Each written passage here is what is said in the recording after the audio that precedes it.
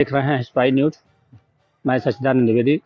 इस वक्त प्रयागराज की पावन धरती पर एक नागवासुकी मंदिर है, जो यह पुराणों में भी वर्णित है। यहाँ का व्याख्यान करना सरल नहीं है। यहाँ ये देखें, ये वाहन है, यहाँ प्रतिदिन भारी पूजा होती है। इतने वाहन यहाँ खड़े हैं और ये गंगा का तट है।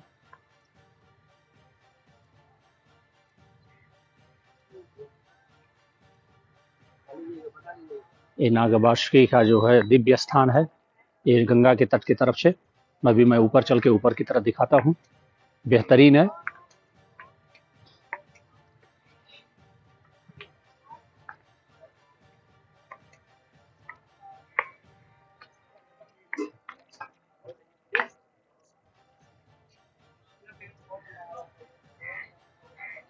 जी पूर्ण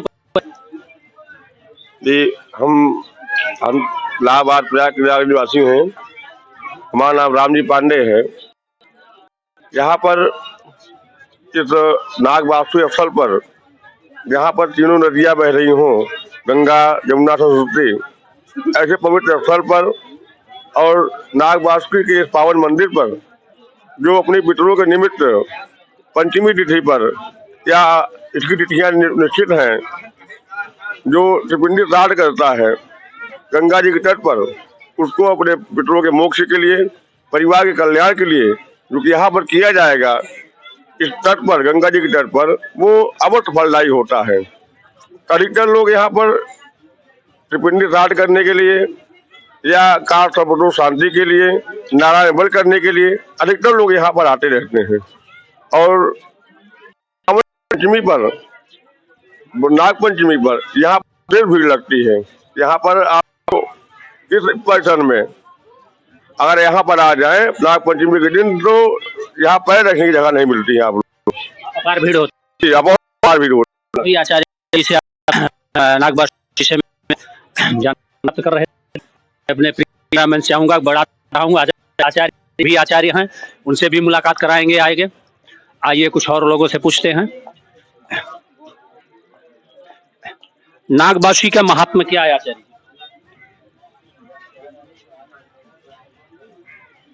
नागवासुकी, अब देखिए, सभी पहले तो हर हर महादेव, जय श्री राम। बैठ जाइए आचार्य जी।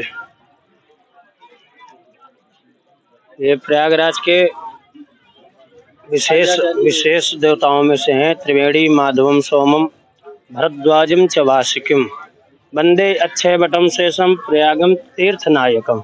ये तीर्थ के नायक राजा हमारे वासुकी भगवान हैं। और आज तो देखिए पंचमी है, नाग पंचमी को यहाँ विशेष मेला भी लगता है। नागवासुकी मंदिर का महत्व ये है कि ये प्राचीन है और बहुत ही सनातन परंपरा का हमारे प्रयाग की एक स्वर्ण भूमिका में भी ये स्थापित भगवान नागवासुकी है। 9 नागों में से भी एक इनका स्थान वासुकी नाग के नाम से है। और यहाँ का सर्पदोष की पूजा भी विशेष फलदायी होती है। यहाँ भी पूजा पाठ ये चल रहा है आज, यत्र तत्र जो भी दिखाई दे रहे हैं। तो काल सर्पदोष की शांति यहाँ पे विशेष होती है। कितने प्रकार के काल सर्पयोग होते हैं? 9 प्रकार के काल सर्पदोष, 12 प्रकार के। सॉरी 12 प्रकार के नागवासुकी वो जो है 9 कुल के नाम भी बना लेंगे। अरे बाप रे,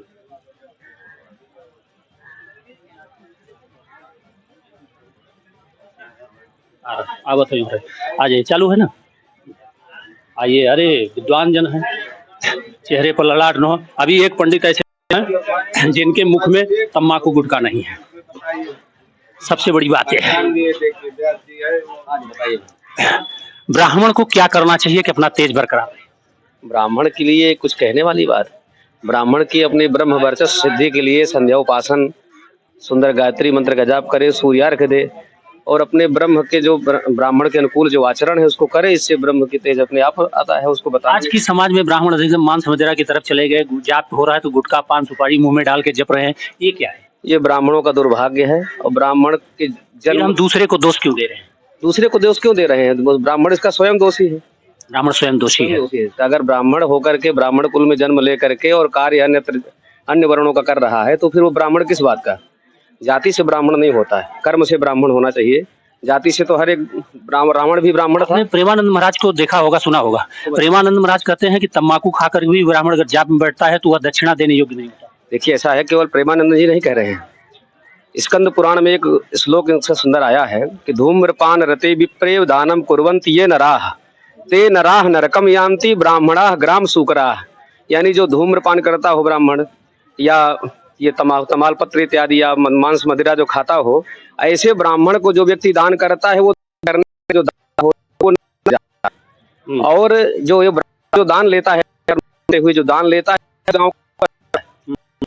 केवल नहीं कह में है, व्यास वर्णित किया है, तो ये ब्राह्मणों के लिए कहा गया। अगर कोई माने तो अच्छी बात है। आज के ब्राह्मणों को क्या संदेश देना चाहिए? ब्राह्मण के लिए यही संदेश है कि भाई ब्राह्मण से दुनिया जिस समय, इसलिए ब्राह्मण अपने कर्म पे अगर रहे, ब्राह्मण युग त्रेता द्वापर हमेशा जो है ब्राह्मण का रहा वर्चस्व। भगवान भी उनको आदर किए हैं हमेशा। और ये कहा गया है कि विप्र धेनु सरसुर संत हित लीन मनुज अवतार। सबसे पहले विप्र के कल्याण के लिए ब्राह्मण भगवान आते हैं, अवतार लेते हैं। और अगर ब्राह्मण अपने कर्म से रहेगा तो हमेशा भगवान भी उनकी रक्षा करेंगे और अपनी रक्षा स्वयं ब्राह्मण करने में सक्षम होगा। और यदि अपने कर्म से हीन हो जाएगा ब्राह्मण, तो ना तो अपनी स्वयं रक्षा कर पाएगा, ना ब्राह्मण भगवान कर पाएंगे। तपोहीन हो जाए, तप जो है क्या कहते हैं, ब्राह्मण इस वक्त तेजहीन हो रहे हैं। उसका कारण है गायत्री का जाप न करना, जपासन न करना।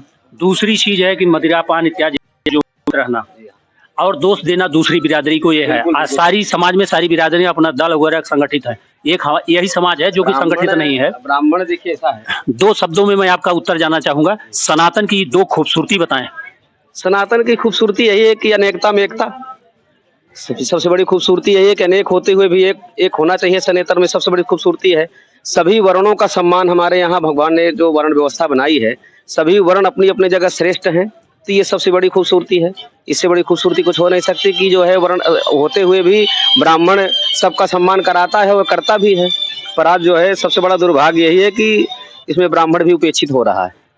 आने वाली पीढ़ी को क्या संदेश देना चाहिए? आने वाली पीढ़ी के लिए यही संदेश है कि जो अपने अपने कर्मरत हैं उसको अपने निष्ठा के साथ, अच्छी सच्ची ईमानदारी के साथ करे आदमी, तो अपने मार्ग पर आगे बढ़ता रहेगा और चलता रहेगा। यही उनके लिए है प्रेरणादायक जो स्रोत है कि जो कार्य में लगे हैं उसको ईमानदारी से आदमी करे, तो जिस पद पे है, जहां पर भी है, उसका कल्याण होना है, इसमें कोई दो राय नहीं। कैमरामैन चाहूंगा कि थोड़ा सा उधर भी दिखाएं।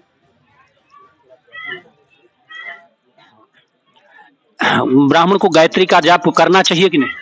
ब्राह्मण के लिए गायत्री मंत्र से बड़ा अमोघ अस्त्र कुछ हो नहीं सकता महोदय। इधर आ जाए कैमरामैन। हाँ, ब्राह्मण के लिए गायत्री मंत्र से बड़ा कोई ब्रह्मास्त्र है ही नहीं।